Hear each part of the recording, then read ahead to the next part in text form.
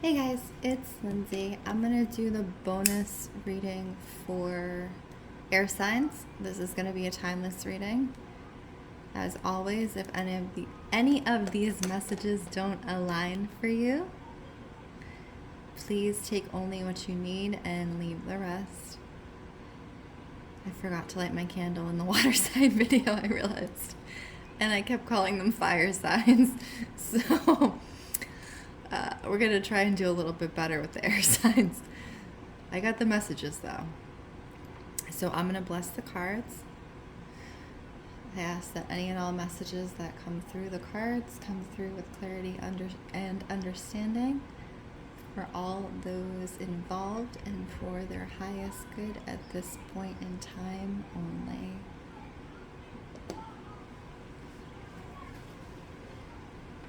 Okay. So tarot, I like to say, is a two-way street. I said this in the water sign video, but I like to reiterate for everybody. I am using my intuition. You are also using your intuition, which means you're intuiting what messages are for you and what are not. As I said, it's an exercise in partnership. It's a dance in intuition. It's an understanding that not everything received is going to be for us, but we will know innately what is for us. And also, I like to say usually what is first brought to mind. So when I'm reading and, I say, oh, this person, this is happening with this person. If you have a situation and it's like the first one that comes to your mind, usually that is your intuition telling you that this is, where the message is coming through for. So just keep that in your head. We're going to start with the general air signs reading. Again, as I said, this is a timeless reading. So when you see this reading, that's when these messages are for you. Spirit, please help us with the air signs. Deer. Deer has been coming out for nearly every reading that I have seen, but so this is kind of strange. This one came out sideways, and it is less about the figure itself, this woman who's standing there, and it's more about the planet is what I saw. What I saw, if you look at it this way, is the movement of the planets. And it's a large movement. It is an all-encompassing movement. No one can escape it, right? So if you see, it's like this looks like a galaxy and or stars. And the planet is being almost sucked in, right? So the way this is coming through for air signs, and this was coming through for a lot of the signs, I think pretty much all the signs, is being swept away, being taken away. And for the water signs, it was with the current. For the fire signs, they were in a vortex. For the air signs, I think it is, as most things with air signs, more up in the head region. It's giving like a stars in the eyes type of energy. It's receiving so many downloads, so much information, so many messages that there is this sense of overwhelm. And I like to think of air signs, especially like my own air sign, Aquarius. So we are like a supercomputer, our minds trying to run on like a Windows 95, right? So our physical bodies are slowly being upgraded, but they are still very dense physical bodies. So when we're receiving large amounts of information, it can become overwhelming, both for us mentally, emotionally, but also like our nervous system just shuts down. So for the air signs, I just want you to be mindful, as you're receiving messages, because you are receiving messages, you are receiving downloads. Writing them down and moving those messages out of your body is going to be really important. And I think I said this for the water signs as well, but in a different way. I'm hearing automatic writing. So if you don't know what automatic writing is, it's literally just taking a piece of paper and a pencil and letting your mind write whatever comes out. It can be nonsense, but the messages that often come through, often, you know, at some point you can connect, like, oh, this was this, or, you know, I kept seeing this and it came out in my writing, right? So it's about taking from that, you know, etheric kind of non-physical realm, which it usually is for air signs, and transmuting that into the physical realm, but especially at this time. Let's see what else. General for air signs. Happiness. Isn't that a beautiful card? Look at, she's very, very pregnant, and she's here with all of the dolphins, just living in the ocean happily. So I think the message here, air signs, for you and us in particular at this time is, don't let the intensity of the world and the thought processes of, you know, everything that's going on and the figuring out that you and we all do, divert you from experiencing happiness and joy. Because we live in the head, we tend to be in either the past or the future and not the present, which is the physical body. And so I think it's extremely, extremely important for us to allow presence back into our lives, air signs, to show up in our physical body, to show up and feel things and feel happiness and feel joy, and go to places that allow you to do that and be with people that allow you to do that. Reach out to friends who give you that feeling, that joyous feeling. You know, it's extremely important right now, because it reminds air signs, hey, you're not just of the universe and the stars and the planets, and, you know, you are of this physical earth as well. Okay, so we are going to start with Aquarius. Let us shuffle. Let's see what's happening for Aquarius at this time. There's something around kidneys, Aquarius, and this is a very specific message for some people. You'll know there's something around kidneys, so make sure you're taking care of your kidneys, you know, checking your kidney levels. When the body is stressed, often the first place that shows up is in, you know, those filtration systems, right? So the kidneys and the liver, because if the body is stressed, it can't filter out all the toxins the same way. And then it's the cyclical kind of situation that happens because the toxins are remaining in the body longer, and that is stressing out the body. So Aquarius, please be mindful of your kidneys and making sure that you are drinking enough fluids, and not just enough fluids, but hydrating fluids.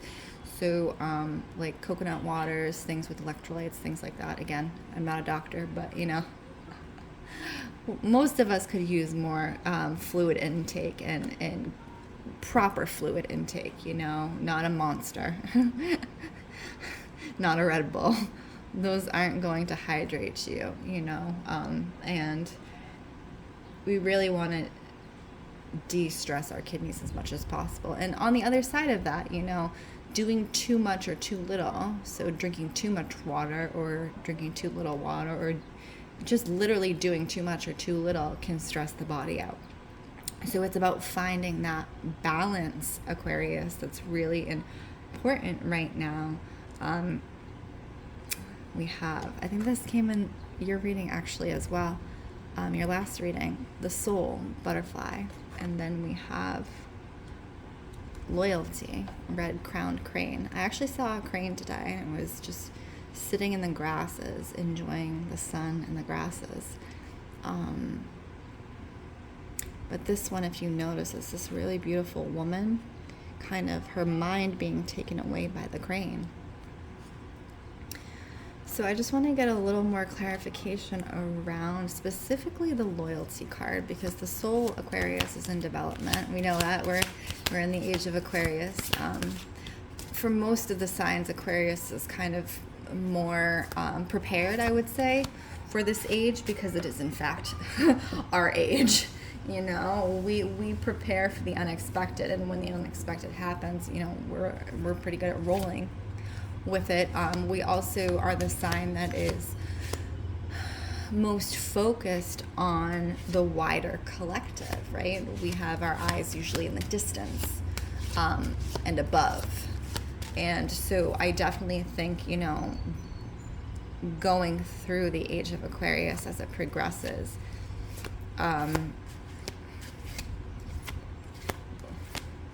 in some ways we are more, you know, inclined to be able to move through it. But I do want to get more of a clarification on the loyalty card, as I said. Oh, wait, hang on. Okay, there's this really... Oh, we got 2 cards. Okay. Okay. Aquarius, 24, 25, and 29. And the soul card is number 28. We have freedom, the horse, observation, peregrine falcon, and loyalty, red crown crane. This is your relationships, Aquarius. I think there is something around your relationships specifically where there is this kind of rehashing of relationships that maybe you have freed yourself from, and now you're looking at them with a different eye. So I'm talking about friendships. I am talking about romantic relationships, not necessarily family relationships. It's friendship and romantic. I think you are rehashing things around loyalty. So issues around loyalty and, you know, having expected certain people to be loyal to you, you know, through your life. You know, when you're really young, you're like, we're going to be friends forever. We're going to be in love forever. And that's a really beautiful energy to be in. But it's also, in some ways, you know, it can be very naive, because people grow and people change. And I think Aquarius, now that we've gone beyond these lessons of the growing and the changing, we're taking in this observation of those around us and the people we actually want to be in our life, romantically and or as friends, the people who are worth our time. Because remember, Aquarius a lot of the time is a hermit energy. It's a loner energy. And that can be for many reasons, but the people that Aquarius does let into their lives, those people have been thoroughly vetted, right? Especially if you've gone through, you know, your rounds of karmic relationship, Aquarius. Especially if your eyes have, you know, you've been cleared, you've taken off the rose-colored glasses, and you've seen, you know, the other side of human beings in friendships and or romantic relationships. You can now read very clearly. You have a keen observation, a keen intellect to be able to see who you should be loyal to and who you should let go.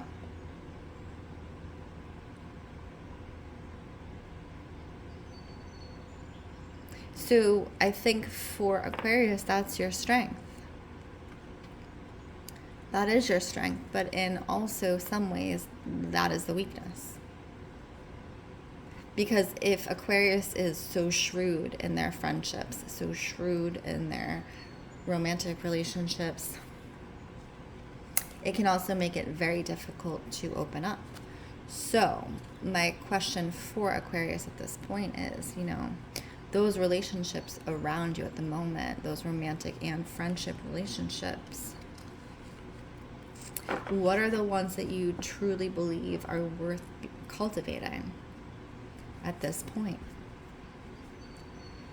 And on the other side of that, the opportunity for Aquarius is to be open to different types of relationships, to different types of people, to now Aquarius will often seek out people who are oddballs, you know, a little bit strange. We like the strange ones. Not strange in like a scary way, but like the strange ones. We like people, you know, who are on their own path. And so I think the opportunity here for Aquarius right now is being open to different relationships, different romances, things like that. Because I do think that there are things to learn there, Aquarius. Okay, so let's get into Libra. Messages for Libra at this point in time. The fox just keeps wanting to come out, but we're going to keep shuffling because the foxes come out in pretty much every reading, and I don't know why. Libra, shark and beaver, work and purpose. Whoa, okay. So that's literally the same card, Libra. If you have been searching for your purpose, Libra. No, Libra likes to be in a relationship. And I try not to generalize signs, but I'm going to say Libra often, they like balance, okay? They like to have balance, and oftentimes the way Libra finds balance is through another person, right? So the trick here, Libra, is not finding balance through another person, but finding balance through your purpose. Through your purpose around work, and really getting clear on what type of work you want to do. And this is specifically like soul level work. This is like the work that you are meant to do while you are here. And stop holding back on that, you know, because I feel like Libra a lot of the times will put their whole life on hold waiting for the balance, right? And so they don't move forward in any other area of life because they're waiting for balance, and sometimes they're waiting for balance in the romantic relationships. And what happens if that balance never comes? What happens if that other person never comes? You still have things to do while you're here, Libra, that has nothing to do with that other person. And so now is the time to really kind of like lace up your bootstraps and do the work that you came here to do. And part of what I'm getting about that, if you have been waiting on a romantic relationship, when you start to put yourself out into the world for this mission that you know, whatever your individual mission is, you're lining up with the people you're supposed to be lining up with in friendship and in romance. But I'm getting friendship first. I definitely see the need for you to develop friends if you don't have strong friendships around you, and start at that level, not starting at the romantic level, starting at a friendship level, and really focus on the work and the purpose, Libra. Don't put your whole life on hold. You know, we only have so much time here, and that's really what this focus is about for you. Okay. Where are we? My air signs, Gemini. Okay. Where are you? Gemini. Okay. Oh, this is interesting. Okay. So I'm getting for Gemini ancestors, polar bear and news raven.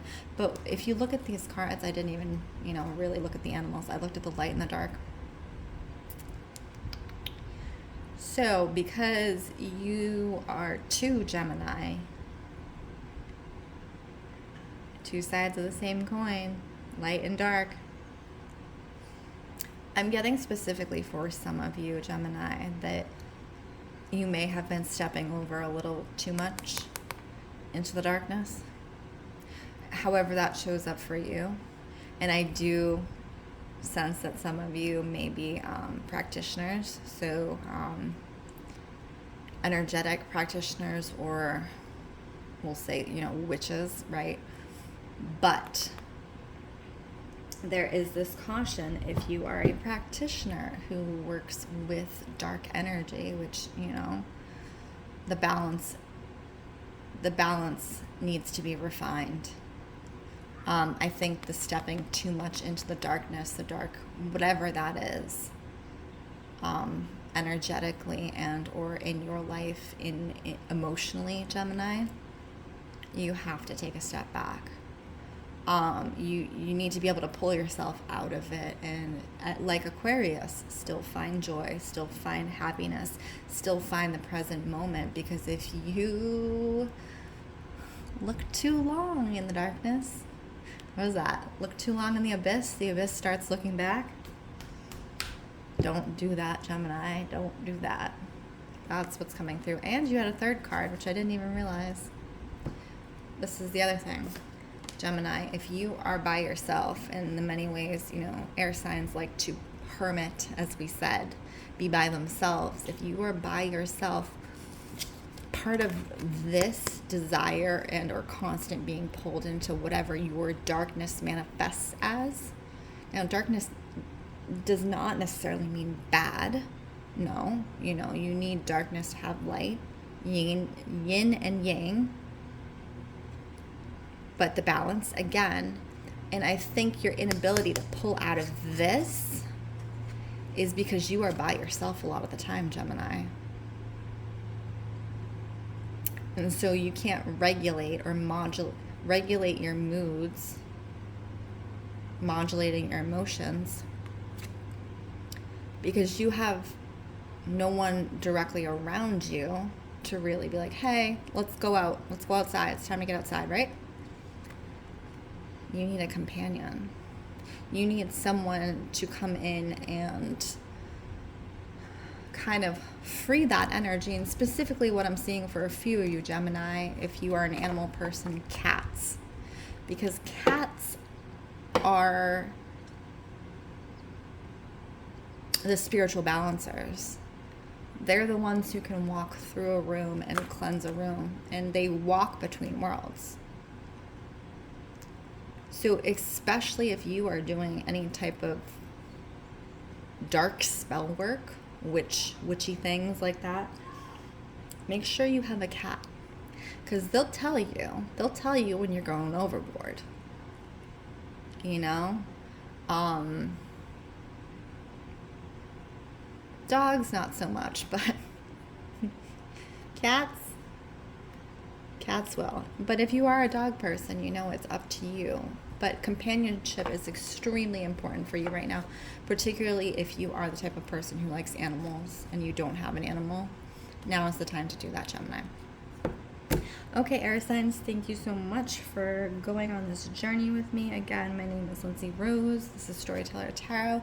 If you would like your own personal reading, please check out the links in bio. If you enjoyed this reading or any of these messages resonated for you, please like, comment, share, or subscribe. As always, I wish you all